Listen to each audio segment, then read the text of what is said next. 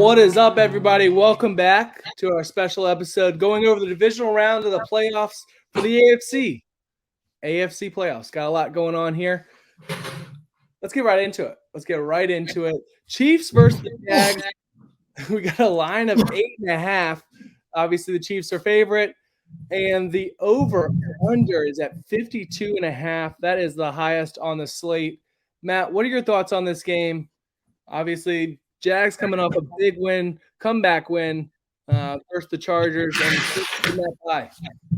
Listen, I'm going to say this till my grave. The Jaguars do not deserve to be here. They had to win the last 5 games regular season. The Titans had to lose their last 7. And they came back because the Chargers somehow crumbled a 28-point lead. So many things had to go right. So many things. If Cameron Dicker makes that short little field goal too, they still lose the game in the second half. There's so many things had to go right and so many things had to go wrong. The clock strikes midnight. Trevor Lawrence, you made your mark. You won a playoff game. Now you're playing the big dogs. And Andy Reid is 27-4 off a bye in his career. That is absurd. The Chiefs have literally beat them this season convincingly. They won 27-17, but they were dominating all game. Like, there was not even a close game, not even at the end. They were up 20-7 at the half. I believe at one point even 27-7.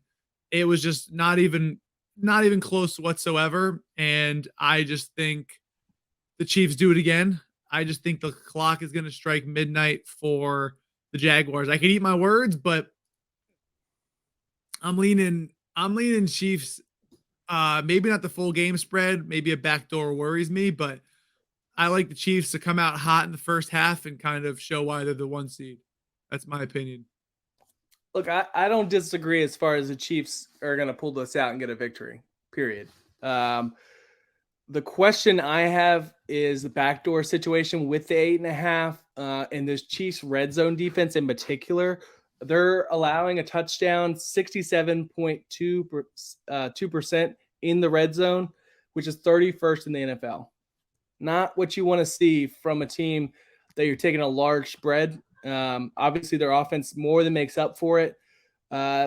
They've also just been struggling to stop the run, especially towards the end. So it's just a couple things that worries me as far as that's concerned, as far as that big number.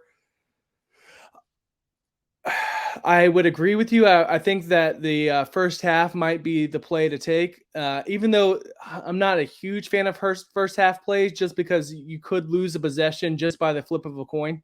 So, and a lot of teams do like to defer to the second half, rightfully so. I think as far as the full game, that makes more sense. I'd rather have the ball in the second half. But yeah, again, huge number. I know you brought up something earlier as far as the discrepancy in the spreads for the first half. You want to elaborate on that a little bit? Yeah, so some books are not knowing, in my opinion, how to price this. You got a -6.5 on DraftKings for the first half for the Chiefs, -5.5 on FanDuel. Both these are -110, and -4.5 on Bet365 first half. That -4.5 Bet365 line. I know not every state has that, but to me, that's too good to pass up. I mean, you're giving the Chiefs the 26th worst defense in the league on DVOA. To me, that's just a recipe for disaster. Whatever. But yeah, I think you could line shop a lot of lines, first half lines, maybe some team total lines that we've been seeing. I've been seeing a little bit of a whole number or two whole numbers of a jump on some books. So definitely line shop and figure out the best books that you want.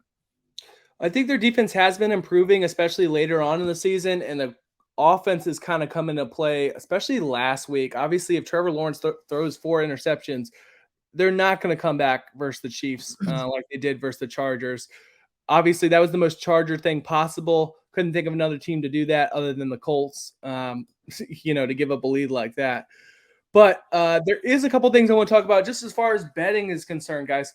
We always want to preach shopping lines, and I found a big discrepancy as far as the lines itself for an anytime touchdown score. I know people love to do their parlays or just straight up overall, but with Pachenko on the Chiefs, it's currently plus 155 on Caesars and minus 110 pretty much everywhere else. So again, make sure we're taking advantage of that value as far as the plus 155 if you want him as an anytime touchdown scores. If you don't have Caesars, we will have a link in the description below. You'll be able to sign up through them and get a bonus if you guys are wanting to choose him as a touchdown scorer. I think obviously with the Chiefs and just in touchdown scores in general, it's very subjective. They have a bunch of weapons. Anybody could do it. He has been getting a couple in the more recent end, but you get some people back from injury like Clyde's Edwards-Helaire. So he is looking like he's practicing and to be back as well. So maybe he's going to take more of those carries, and the McKinnon's looking really good as well. But again, if you're going to take him, make sure you're getting max value out of that. It's plus 155 on Caesars, and we will have a link in the description below. Is there anything else you want to add for this game in particular before we move on? No, I would just recommend that the Jaguars start digging their own graves probably right now. Would be my advice. All right, fair enough. I like it.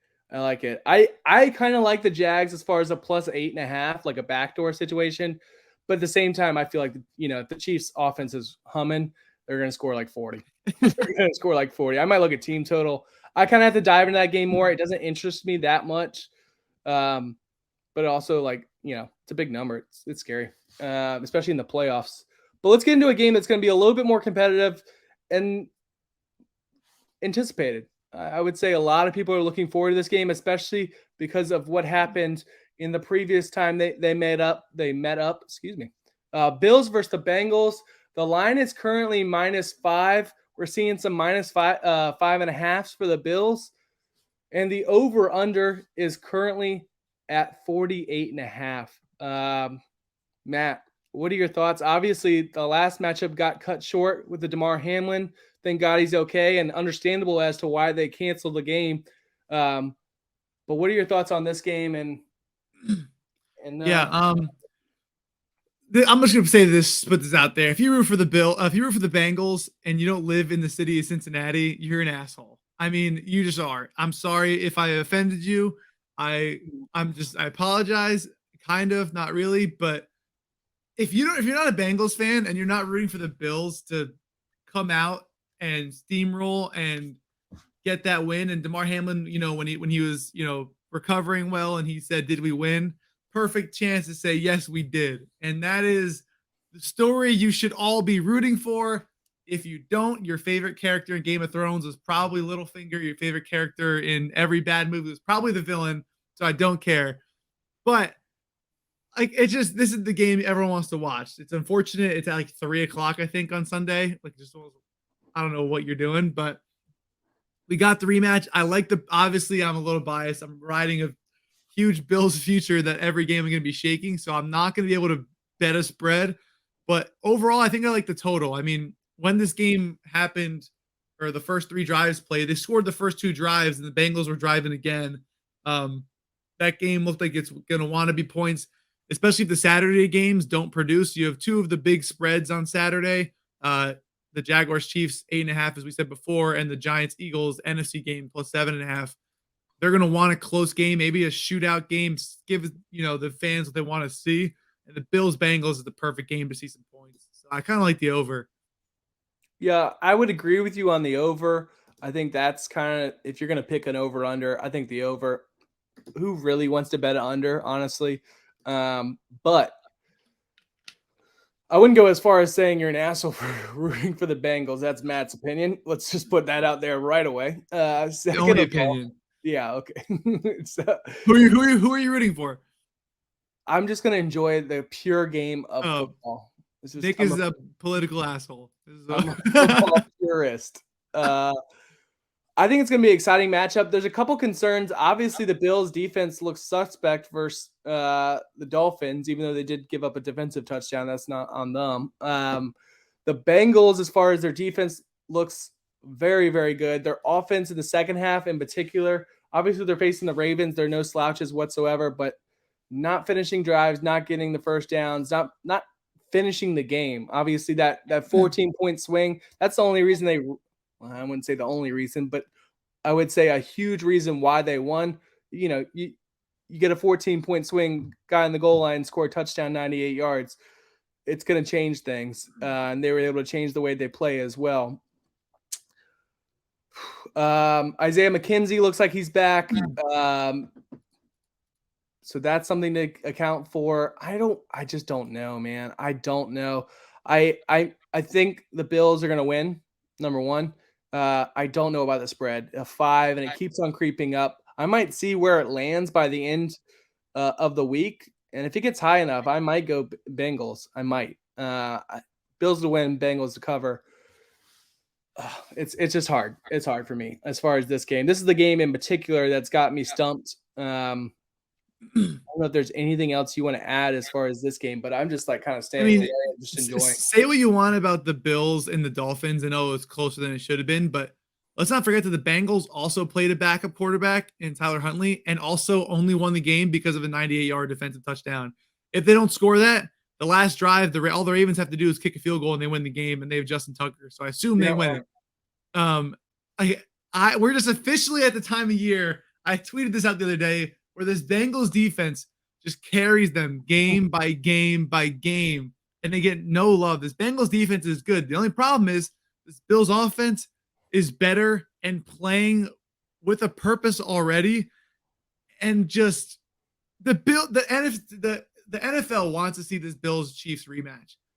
Chiefs Bengals is whatever. Tyreek Hill's not even on the Chiefs anymore with the whole AFC Championship last year. Bengals had their run. It's great. They will still be in the playoffs maybe in the next couple of years, whatever. But the Bills Chiefs is the money game, especially after last year's end with the overtime rules. Now it's, hey, new rules, overtime rules are fixed. Let's see who wins. And that's what the NFL wants.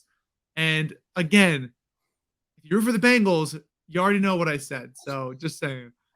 Guys, let us know who you think is going to be winning in the comments below. Remember to like and subscribe. We will have a live show on Friday at 4:30 Eastern time on YouTube as well as TikTok. We're going to be trying that out. If it works, it works. If it doesn't, sorry. So make sure you check that out as well. That's going to be going over all the picks for the whole weekend. Bet responsibly, and we'll see you on Friday. Deuces. Peace.